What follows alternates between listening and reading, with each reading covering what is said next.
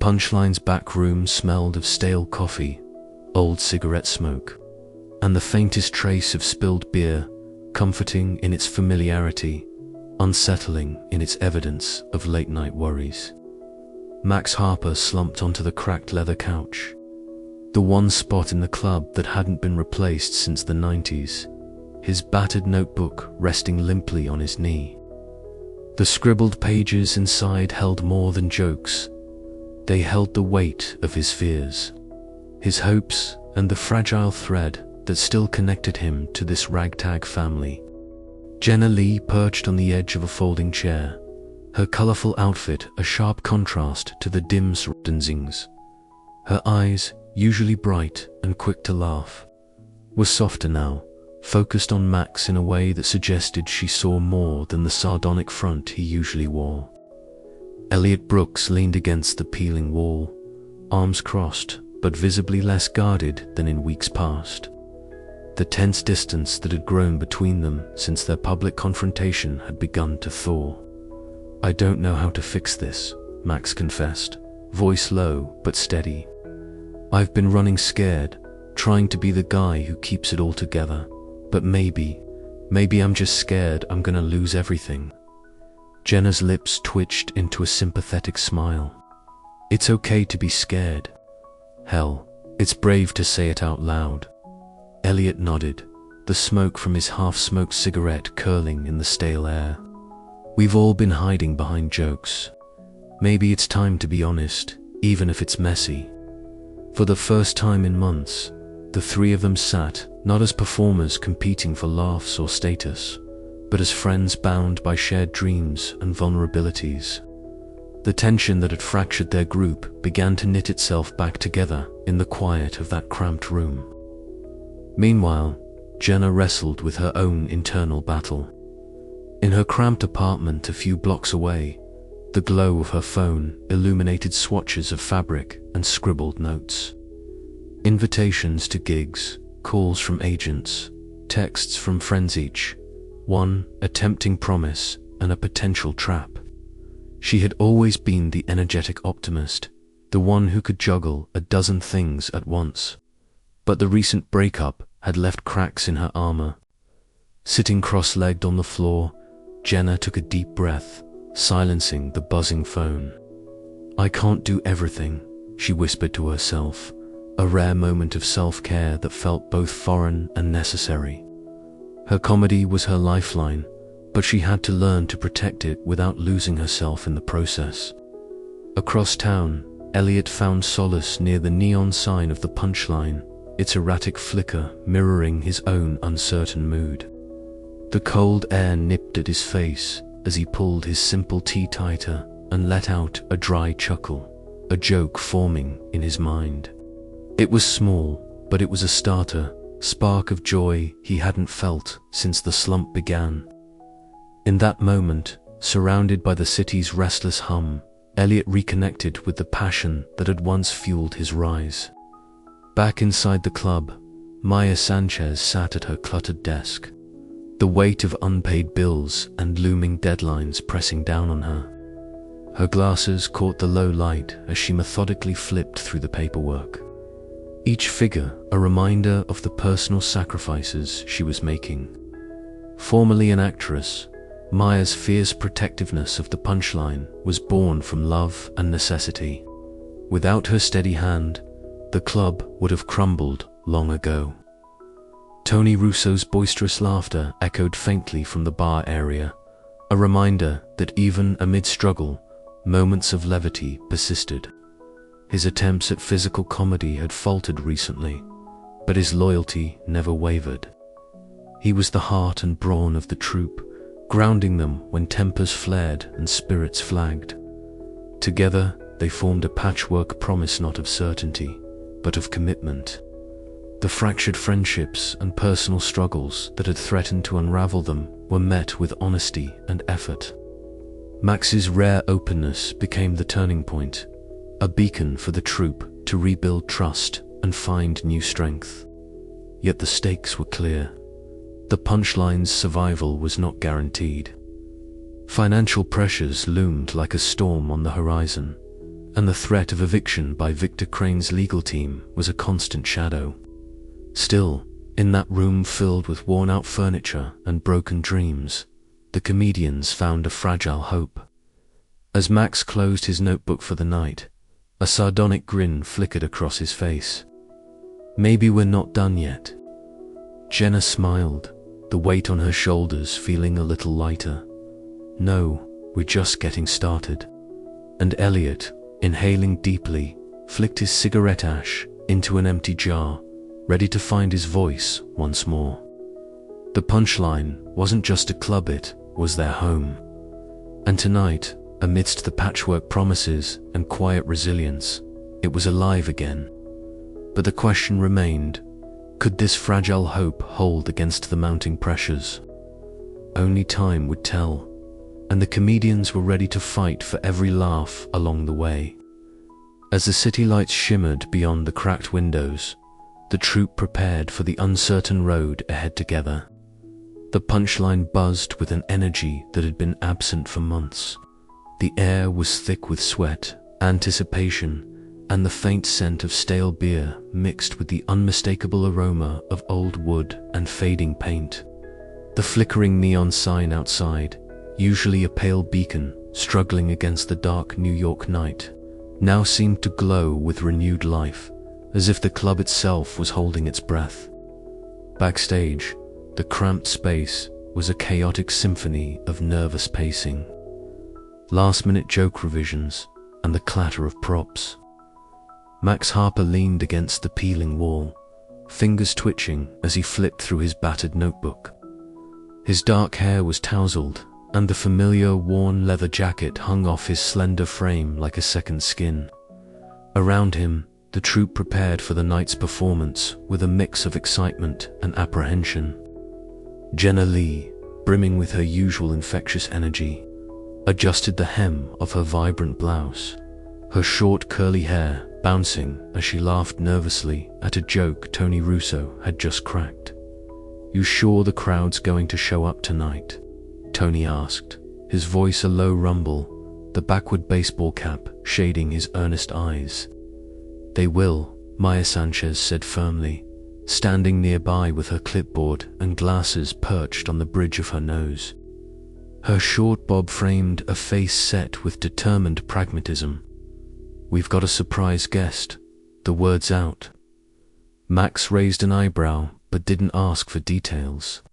He trusted Maya's instincts. She was the glue that held the Punchline together, the pragmatic heart behind the chaos. The door to the cramped green room creaked open, and a hush fell over the small circle. In stepped the celebrity comedian, a figure whose name alone had sent ripples through the New York comedy scene.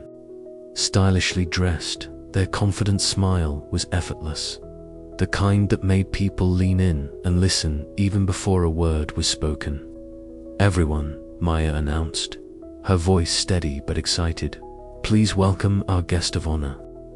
Jenna's eyes sparkled, and even Eliot Brooks, tall and lean as ever in his simple tee and jeans, allowed a small smirk to tug at his lips. The veteran comic, usually wrapped in layers of dry sarcasm and guarded detachment, seemed momentarily disarmed by the presence. The celebrity took the stage to a swell of applause that filled every crevice of the aging club. The crowd's energy shifted palpably, the usual mix of hopeful regulars and curious newcomers, now charged with an electric enthusiasm. The Punchline felt alive again. Max watched from the wings, feeling a rare flicker of hope. The celebrity's set was sharp, delivered with practiced ease, yet punctuated by moments of genuine warmth toward the local scene.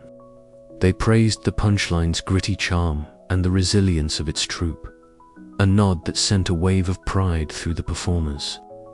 When it was time for Max to take the stage, he felt the weight of the moment press on his shoulders. The applause was louder, the lights brighter, but beneath it all was a whisper of doubt that never quite left him. As he delivered his set, his usual sardonic humor sharpened by the crowd's energy, He caught Jenna's encouraging smile and Eliot's subtle nod. For once, the humor felt effortless. After the show, the club hummed with excitement. Media folks gathered outside, snapping photos and scribbling notes. Maya moved through the crowd, managing questions and smoothing over logistics with practiced ease. Tony was in his element, basking in the renewed attention, his boisterous laughter echoing down the hallway. But away from the noise and laughter, Max found a quiet corner outside the club. The cold New York night pressed in, breath visible in the air as he pulled a crisp envelope from his jacket pocket. The embossed letterhead bore the name of a prestigious venue, an invitation to perform on a much larger stage. His fingers trembled as he read the formal words, the promise of opportunity shimmering against the bittersweet backdrop of the Punchline's uncertain future. Loyalty warred with ambition in his chest. Could he walk away from the place that had given him his start? Could he leave behind the friends who had become his family?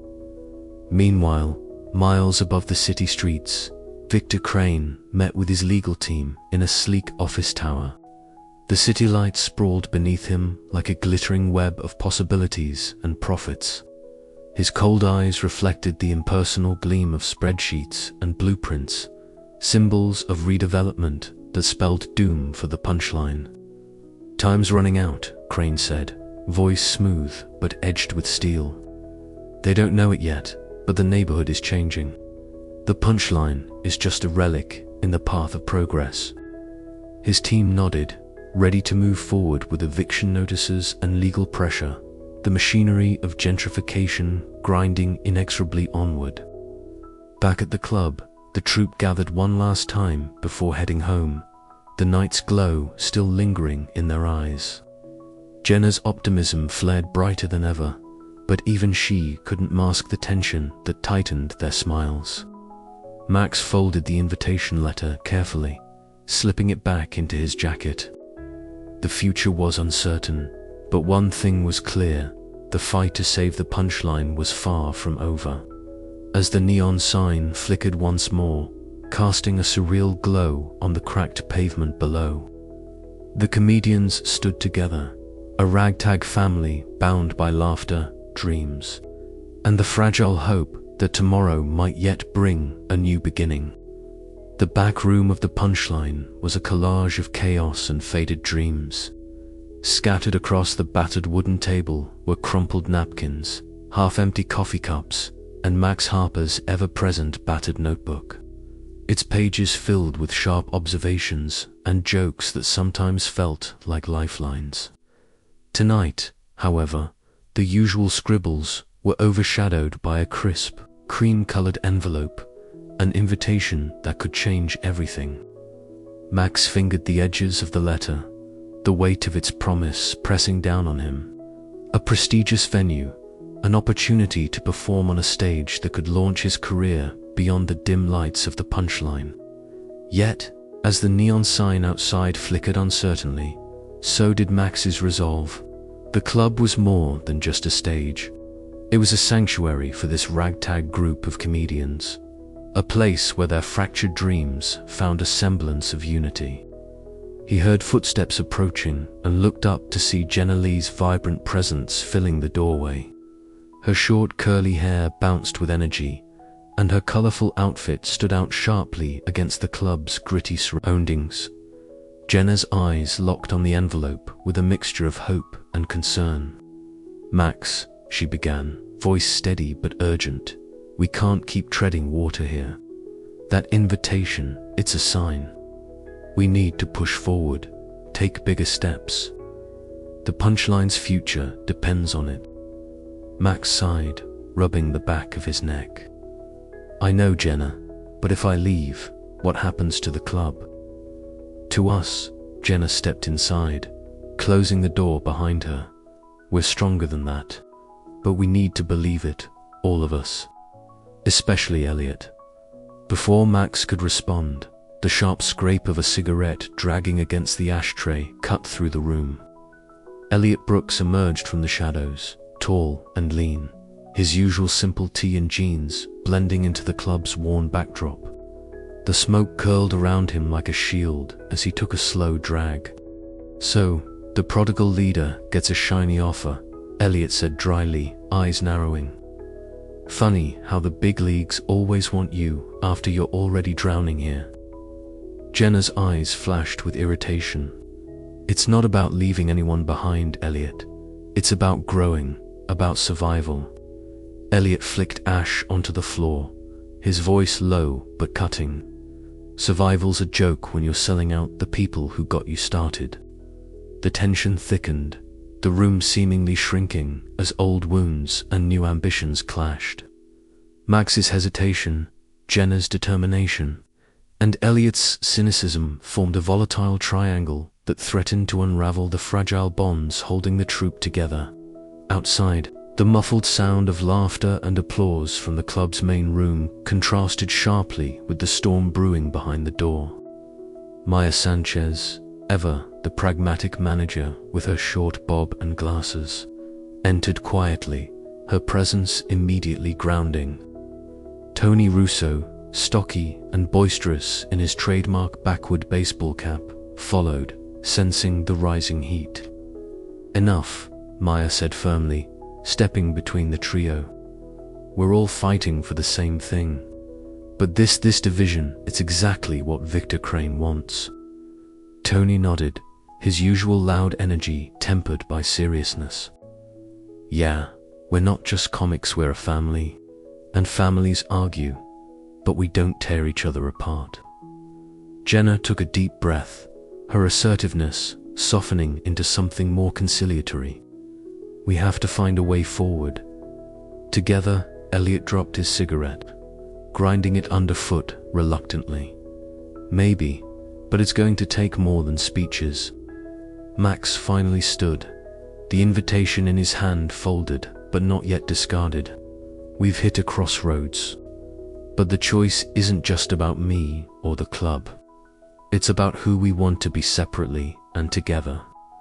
The room fell silent, the weight of Max's words settling among them. Outside, the neon signs sputtered once more, casting shifting patterns of light and shadow that seemed to echo the uncertainty and hope inside. As the night deepened, the troupe lingered in the back room, voices lowering from confrontation to conversation. Plans were whispered, doubts voiced, and tentative agreements made. The battle for the Punchline's future was far from over, but in this moment of crossroads and confrontations, the seeds of renewed unity were sown. And as Max looked around at the faces of his friends, flawed fierce and fiercely loyal, he realized that no matter the outcome, their story was just beginning. The flickering neon outside blinked once, then steadied, as if winking in solidarity with the troupe inside a small, stubborn light refusing to be extinguished. The Punchline's backstage was unusually stifling that evening, the air thick with an almost tangible tension that none of its usual noise-clinking glasses, muffled laughter, the buzz of neon could penetrate. Jenna Lee and Eliot Brooks stood mere feet apart, their faces flushed with frustration, voices sharp and clipped as they volleyed barbs masked thinly as jokes. The rest of the troupe hovered uneasily nearby, caught in the undertow of a rivalry that had been simmering for weeks but now boiled over in the claustrophobic confines of their shared sanctuary. "I'm telling you, Eliot," Jenna said, her voice rising just enough to be heard over the hum of the aging air conditioner. "The audience wants fresh, vibrant energy, not deadpan gloom. If I'm not the headliner next month, this club's going to lose its heartbeat." Eliot smirked, folding his arms across his lean frame. "And fresh and vibrant means what, exactly?" Shouting louder, jumping around like a cartoon. "There's more to comedy than sugar and sparkles, Jenna. You'll learn that if you stick around long enough." Max Harper watched from the sidelines, his fingers twitching as if itching to interject, but weighed down by the familiar ache of self-doubt. He had always been the de facto leader, the voice of reason when chaos threatened to tip over their fragile world. But tonight, even he felt like a bystander, powerless to bridge the widening gap between his two brightest stars. "Enough," Max finally said, stepping forward, his voice low but firm, carrying the weight of exhaustion and authority. "This isn't just about who gets top billing. It's about keeping this place alive. We're all on the same side." Jenna shot him a glare, her short curly hair catching the dim light as she turned away. Eliot's expression hardened, but he said nothing, retreating into silence. The silence stretched, thick and uncomfortable, until the club's door creaked open, breaking the spell. Maya Sanchez entered, clutching a crisp envelope that seemed too heavy with bad news. Her short bob framed a face set in determined lines, glasses perched low on her nose. Tony Russo followed behind, his usual boisterous energy dimmed by the gravity of the moment. "I need everyone in the office," Maya said, her voice steady despite the storm brewing inside her. The troupe shuffled after her, the weight of anticipation pressing them forward. Inside the cramped office, Maya unfolded the eviction notice with deliberate care, the legal jargon stark against the worn wooden desk. Tony leaned against the wall, fists clenched, while Max paced slowly, the edges of his worn leather jacket brushing the floor. "Victor Crane's team is serious," Maya said quietly, eyes sweeping over each of them. "This is their final notice. We have 30 days. A heavy silence engulfed the room. The punchline they'd been fighting to save was now a ticking clock, counting down to oblivion. Jenna's eyes glistened with unshed tears, but she squared her shoulders. "Then we fight," she declared. "We do everything we can to keep this place open." Eliot exhaled sharply, the first crack in his usually impenetrable cynicism. "We'd better, because if this place dies, so do all of us." Max stopped pacing, looking around at the faces of his friends and rivals alike. For all their differences and conflicts, they shared a fragile dream. The kind that kept them coming back to the mic night after night, chasing laughter in a city that often seemed indifferent. "All right," Max said, voice steadying. "We put aside the rivalry. We pull together for the punchline." As the neon sign outside flickered uncertainly against the gathering dusk, the troupe gathered closer, the fragile threads of their friendship stretched but not broken. They stood at the edge of an abyss, the final eviction notice a stark reminder of the fight ahead. The power struggle wasn't over, but for now, survival demanded a truce. And beneath the tension, a spark of hope flickered, small and fragile, but stubbornly alive, just like the punchline itself. The coming days would test every ounce of their resilience, forcing them to confront not only the threat from without, but the fractures within. But if they could endure the clash of egos and fears, maybe, just maybe, they could reclaim the laughter that once filled these walls and save the club that had become their home. As Max scribbled a plan in his battered notebook, the unmistakable echo of a sardonic laugh broke the silence, a reminder that humor, even under pressure, was their greatest weapon. And with that, the troupe prepared to face the uncertain night ahead. The punchline's future was hanging by a thread. But in the heart of New York City, where dreams collided with harsh realities, the fight was far from over. Would they find a way to unite and survive? The next move was theirs, and the stakes had never been higher. The punchline breathed a tired, uneven breath that night, its flickering neon sign outside struggling to hold a steady glow against the encroaching darkness of the city. Inside, the air was thick with tension and exhaustion, the usual buzz of laughter and applause dampened by the weight of uncertainty. Backstage, Jenna Lee sat curled on the cracked leather couch that had seen better days. her colorful outfit a stark contrast to the muted shadows around her. Her short, curly hair was damp, not from sweat, but from tears she refused to shed openly.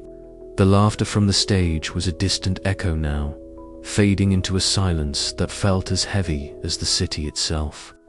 Jenna's set had been a brave effort, but the jokes about her recent breakup fell flat, the audience polite but distracted. She had tried to mask her pain with humor, but as the spotlight dimmed and the next comic took the stage, the fragile facade crumbled. She exhaled softly, the weight of loneliness pressing down. Maya Sanchez noticed immediately, approaching quietly with a bottle of water and a comforting smile. "Hey," Maya said gently, sitting beside her. "You okay?" Jenna shook her head, voice catching. "I'm trying, Maya. It's like every laugh feels like a lie sometimes." Maya nodded, understanding more than Jenna could say. "This club, this family, it's tough, but we're tougher. You don't have to carry it alone." Their whispered conversation was a bomb, a reminder that beneath the punchlines were people struggling to hold it together. Outside, Max Harper leaned against the cold brick wall, the neon sign flickering erratically above him. His dark hair was a mess, and his worn leather jacket did little to shield him from the biting night air. The phone in his hand buzzed again, the screen lighting up with a call from his father. Max hesitated before answering, the tension in his shoulders visible even in the dim streetlight. "Max," his father's voice was low, edged with years of disappointment and unspoken regrets. "You need to think about what's next. That club won't save you forever." Max's jaw tightened. "I'm not done yet. Just don't get stuck, son." The call ended, leaving Max staring at the phone as if it might offer answers he didn't have. The weight of family expectations, old wounds, and his own fear of failure pressed heavily on him. Yet, beneath the fatigue, a stubborn fire glimmered, the same fire that had brought him to the Punchline years ago. Inside the club, the dim light barely touched Eliot Brooks as he sat in the corner, a cigarette burning slowly between his fingers. His tall, lean frame was slouched, the simple tee and jeans doing little to mask the weariness etched into his face. His notebook lay open but blank, the pages refusing to yield the sharp jokes and biting observations he was known for. The hum of the empty club was a stark contrast to the roaring laughter he once commanded. Eliot exhaled a plume of smoke, watching it curl toward the cracked ceiling. His creative well had run dry, and with it, his confidence. The memories of past successes and recent failures tangled together, creating a knot of cynicism and despair. Yet, somewhere beneath the surface, a faint pulse of hope lingered, waiting for a spark to reignite the joy he once found in comedy. In the cramped office, Maya shuffled through a mountain of bills and invoices under the harsh fluorescent light. Her short bob framed a face set with determination, glasses perched just so as she juggled numbers that refused to balance. The finances were tight, the club's survival hanging by a thread. Yet, her pragmatic nature refused to yield to despair. The door burst open, and Tony Russo's loud voice filled the room. "Hey, boss lady, I brought donuts." Maya couldn't help but smile at the stocky man's boisterous energy, his backwards baseball cap a familiar sight. Tony's attempts to lighten the mood were sometimes clumsy, but his loyalty was undeniable. "Thanks, Tony," Maya replied, setting aside the papers. "We need all the good vibes we can get." Tony grinned, plopping down beside her. "And maybe I'll try some new bits tonight. No more just slapstick for me. I want to be taken seriously." Maya raised an eyebrow, impressed despite herself. "I like the sound of that." As the night deepened, The comedians of the Punchline face their inner demons with varying degrees of success. Jenna's quiet breakdown backstage revealed a vulnerability she rarely showed. Max's strained conversation with his father forced a reckoning with his past. Eliot's solitude and creative block hinted at the need for rediscovery. Maya's tireless management underscored the precariousness of their shared dream, while Tony's earnest desire for growth added a spark of hope. The club itself seemed to hold its breath, the flickering lights mirroring the fragile hope that bound them together. The road ahead was uncertain, filled with challenges that threatened to unravel their unity. Yet beneath the surface, the pulse of laughter and friendship remained waiting for the moment to shine again. And as the city outside roared on, the Punchline stood as a testament to resilience, a battered beacon for those who dared to dream in the face of fading light. The night ended not with a bang, but a quiet promise. They would face whatever came next together, even if the future was still shrouded in shadows. "We're not done yet," Max whispered to himself, the words catching in the cold air.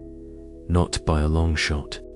The Punchline's neon sign flickered once more, steadying for a moment before dipping into darkness, then glowing anew, faint but defiant, as if to say, "We're still here." The Punchline's backstage was thick with a mixture of stale cigarette smoke, spilled coffee, and the faint, bittersweet scent of sweat and nerves. The room, cramped and peeling at the edges, was cluttered with remnants of past shows' torn posters, discarded joke sheets, and a half-empty bottle of cheap whiskey that had seen better days. Under the harsh glare of a single bare bulb, 5 figures circled the chipped wooden table, their faces etched with exhaustion, frustration, and the fragile hope that had not yet been extinguished. Max Harper sat slouched, his worn leather jacket creaking as he shifted nervously.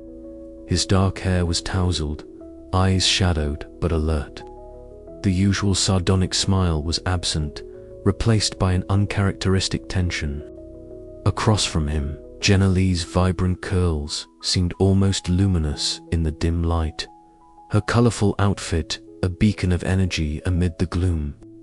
Eliot Brooks leaned against the wall, tall and lean, arms crossed, a cigarette dangling loosely from his fingers, his expression unreadable but his eyes betraying a guarded weariness. Maya Sanchez, the club's manager and emotional anchor, sat upright, glasses perched low, her short bob framing a face marked by determination and worry. Tony Russo, stocky and ever boisterous, wore his baseball cap backward, his usual loud grin tempered by the gravity of the moment. "We need to talk," Max began, voice rough but steady. The others leaned in, the tension thick enough to cut with a knife. "The eviction notice isn't just a scare tactic. Victor Crane's team means business. If we don't pull something off soon, the Punchline's done." Jenna's eyes flashed with fierce determination. "Then we give them a show they can't ignore. Something bold, something that reminds New York why this place matters." Eliot snorted quietly. "Bold? We can't even get through an open mic without half the acts bombing." "I know," Max said, rubbing his forehead. "But this is different. This is our last shot." Maya folded her hands tightly. "I've been crunching numbers. We're bleeding money fast. But if we can pack the house for this showcase, get some media attention, maybe even a celebrity drop-in, we might just scrape by." Tony punched the table lightly. "Then let's make sure everyone knows it's the event to be at. No more half-hearted jokes or slapstick fails. This is the big league." The room fell into a charged silence. Each of them wrestled with the weight of the moment and the ghosts of their past failures. Max's thoughts drifted to the opportunity he had once walked away from, the promise of a career that now seemed a lifetime ago. Jenna recalled the sting of her recent breakup, the way it had shaken her confidence but also sharpened her voice. Eliot's cynicism momentarily cracked as he remembered why he had fallen in love with comedy in the first place, the thrill of a laugh, the connection with an audience. "We can't do this alone," Maya said softly. "We're a mess, sure, but that's what makes us real. That's what makes the Punchline special." Max nodded slowly, the familiar spark of leadership rekindling. "All right, we put the past behind us. We come together. We fight for this place, for our dreams." Jenna grinned, her optimism infectious. "Then let's get to work." As the meeting broke up, the air felt lighter, charged not with despair but with cautious hope. The comedians scattered to their corners of the club, each carrying the fragile flame of possibility. Tonight had been the reckoning, the moment they faced their fears and chose to stand together, however imperfectly, against the tide. Outside, the city hummed with indifferent energy. The Punchline's neon sign flickered uncertainly, but inside, the troupe's laughter and resolve began to stitch together the fragile seams of their shared dream. Tomorrow's battles awaited, but for now, they had taken the first, hardest step. Max lingered a moment, looking at the battered notebook in his hand. He scribbled a line, a joke born from the night's tension. It was rough, unpolished, but it was theirs. And maybe, just maybe, it was enough. The night was far from over. The air inside. The Punchline was thick with anticipation and the faint scent of stale beer mixed with the dusty promise of a new beginning. Under the tired glow of the dimmed amber bulbs that hung crookedly from the ceiling, the worn wooden stage beckoned Max Harper like a challenge he wasn't sure he was ready to meet. Tonight's rehearsal wasn't just another run-through. It was a crucible where past failures and future hopes would collide. Max stood center stage, notebook clutched loosely in one hand, his other hand twitching with a nervous energy he rarely allowed himself to show. The leather jacket he wore had seen better nights, much like himself, but it was his armor, and tonight he needed all the protection it could offer. He cleared his throat and began, voice low and uneven at first. The jokes were sharp, as always, but the usual sardonic edge gave way to something more fragile, a confession veiled in humor. "I used to think failing was just a punchline waiting to happen," Max said, eyes flicking nervously toward the back of the room where Jenna Lee and Eliot Brooks sat watching. "Turns out, it's more like a recurring nightmare you can't wake up from." Jenna's face softened, her short curls bouncing as she laughed quietly, while Eliot's usual impassive expression cracked just enough to reveal a hint of empathy beneath the cynicism. Max took a deep breath, his voice gaining steadiness. "But maybe, the joke's on me, because here I am, still standing on this rickety stage, trying to find the punchline that makes it all worth it." The room held its breath for a beat longer than expected. Then Jenna clapped softly, breaking the tension with her infectious optimism. "That's the Max we know." Backstage, the cluttered nook where the troupe gathered was alive with quiet energy. Notebooks lay open, scribbled with half-finished bits and crossed-out lines, while half-empty coffee cups and empty water bottles littered the makeshift tables. Jenna leaned forward, rubbing her temples as exhaustion threatened to overtake her usual spark. "I can't keep burning the candle at both ends," she muttered, her voice tinged with frustration. "But if I slow down, won't I lose momentum?" Maya Sanchez, ever the pragmatic manager with her short bob and glasses perched on her nose, smiled gently as she handed Jenna a fresh cup of herbal tea. "Balance isn't about losing momentum," she said firmly. "It's about pacing the race so you actually cross the finish line."